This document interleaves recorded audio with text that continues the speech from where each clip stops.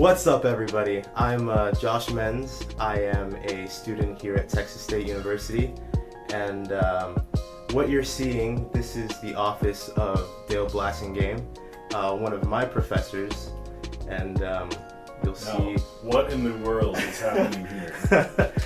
Hey, look, everybody! It's Dale. It's the man himself. Hello. Welcome to my very messy office. This is what a professor's office looks like at the end of a semester. So, what is it like to be? What do you normally do? So today's Thursday, so I have 8 a.m. classes, which I'm not a morning person, but I have grown to love 8 a.m. classes. Kind of teaches some self-endurance throughout the semester. Having office hours right now, so my office is open for any students coming in. Try to get work done while that's going, so obviously a lot of grading, and normally in the morning my first thing is I have to check my email to see how many emails I got overnight. I teach a 400 student class, which I get probably 20 to 30 emails a night from students in that, so I try to get those answered within 24 hours, but it's usually a process that takes me the whole day to do that, and then just getting work done and meeting with students and talking with students and reading news and getting caught up, and that's every day, it seems like. Sounds like a kind of a stressful job, huh? Yeah, I love it. I worked in news for 10 years, so like compared to news, nothing is stressful. Maybe surgery would be stressful, but I was thinking about that last night actually, because I read an article about how stress affects your body, and I was, I'm so glad I'm not in that environment anymore. Like for my own health, I had to get out of that environment, but some people thrive on it. This is just a different kind of stress. It's like still deadlines, and I'm really good with deadlines. It's just knowing like, okay, I need to get this graded back by this point. I need to have this replied to by this point. I need to have these lessons prepared by this point. So a different kind of stress, but there is some stress. So with all of your stress, what would got you say? Equipment all over, boxes still, got books lined up everywhere, papers everywhere. Yeah, it's a mess. So with all of that, what would you say is the best part or your favorite part of what you do?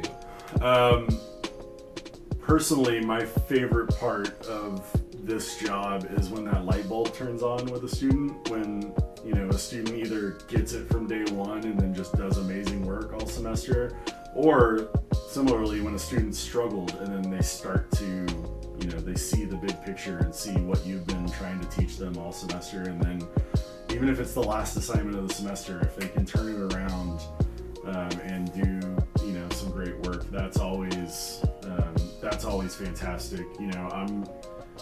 I have a reputation of being a hard grader, I think, and I demand a lot out of students, and so I realize that isn't always optimal for some students, but also getting emails later or running into students a year or two down the road who say thank you, that always means the world to you when you get a note from a student of, hey, I just got a new job, and they asked me something that we talked about specifically, or I'm so glad this happened in class. Those always it's those kind of little personal moments that add a lot to it, and so I very much enjoy teaching, and he's great at it, by the way.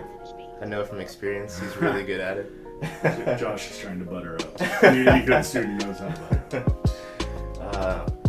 So then tell me a little bit about some of the projects that you've done in your career. Yeah, so my passions in teaching, I have a couple of kind of side projects that have become full classes for me, which is awesome.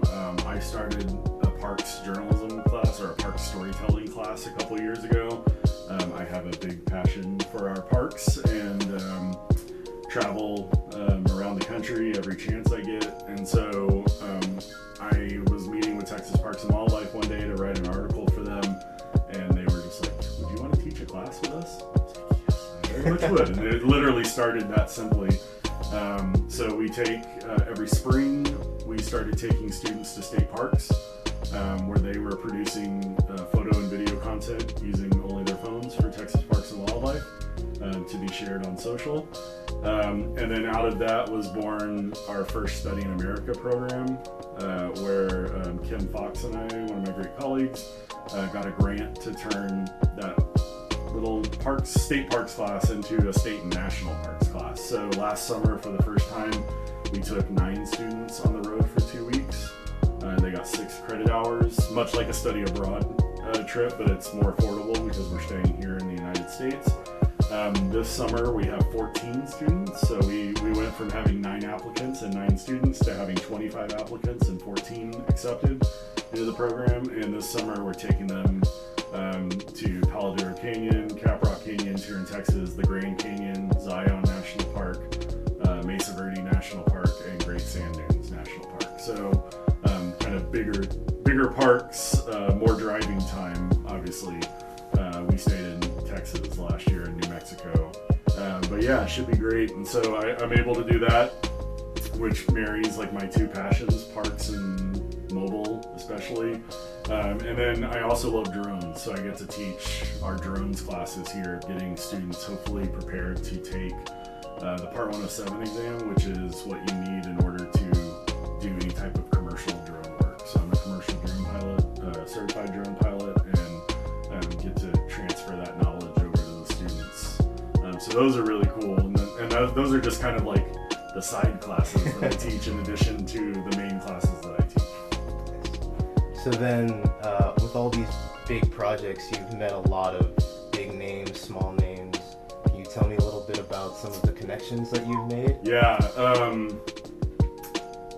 my favorite connections are the parks connections, only because I very much love being part of that world and being, for instance, last week I got a request from my dog and I to go speak at a state parks event, which is, that's cool. Like, for me, that's the coolest thing. And Yeah. It's 20 people at a state park, but still, like, the fact that they thought of us to come talk there is like, makes me feel so good. So having all those connections has been amazing. Met a lot of people in the drone world, a lot of people in the tech world in general. So one, that's good for collaboration and just getting better at your job, but it also opens up doors for students as well, because then hopefully you can introduce your students to those people, and that's ultimately the goal, is to help students get jobs and experiences out of this. So I have to ask, you are verified on Twitter. What is that like? What is the It feeling basically like? means you're super important, and so of course, hopefully sarcasm comes across in 362. When they opened up the verification applications, I sent it in. Former journalist, so it was a relatively simple process. I don't mean to shatter any dreams or misconceptions of what it was like, but yeah, I had to send in examples of work I've done. So I had a bunch of articles that I'd written, and I still occasionally write for the Express News and Texas Parks and Wildlife magazine and things like that. So I had sent some recent examples, won a couple Emmy awards, so that helps. Just a couple. Yeah, they're right there. I don't know if you can see them behind the pile of papers, but those help, kind of lend that credence to I'm a journalist. So yeah. It was a I just filled out a quick form and it happened. I've been shot down on Instagram, and that's the one I really want. So I'm hoping my dog Lucy, I'm hoping she gets verified. Actually, that's my goal. That'd be pretty cool. Yeah. Gotta get Lucy verified. And lastly, what advice would you give? I know you speak to your students all the time, but what advice would you give to a future journalist? One is that there are stories everywhere, and so it doesn't matter where you are or what you're doing, there's a story right around you. I often tell students you can walk right out of this building and probably find some really great stories. So keeping your eye open for interesting stories. I keep a tripod in my car at all times with a mobile phone mount. Cheap little $10 tripod from Target or Walmart, just in case I see something that strikes my eye and want to stop and tell that story. The other thing I would tell you is to make sure you're thinking diversity in mind, in terms of not just the stories you're telling, but the people you're talking to as part of those stories. We tend to talk to people who are just like us, and that doesn't foster that diverse environment that we should all be striving for. And so I keep that in mind a lot with the parks, especially because it's a mission of Texas Parks and Wildlife, especially to get people of color and other minority communities that may not be thought of as the typical park person. I'm kind of like the prototypical park person, right? A 40-year-old white guy who drives a Prius, and so like I realize I'm that core customer. And now what can I do to hopefully spread the word, not just to people of color, but also to young people and to older people. Like I take my 80-year-old parents to the parks, and they can't really do much there, but they enjoy being there and sitting down and having a picnic or something like that. So trying to diversify the people involved in stories. There are a lot of communities that haven't had their stories told. And so if we can bring some storytellers to do that, that's fantastic. Awesome. Thank you. Thank you for your You're time. welcome. Sorry for invading your office. Yeah, and sorry that the office is such a mess.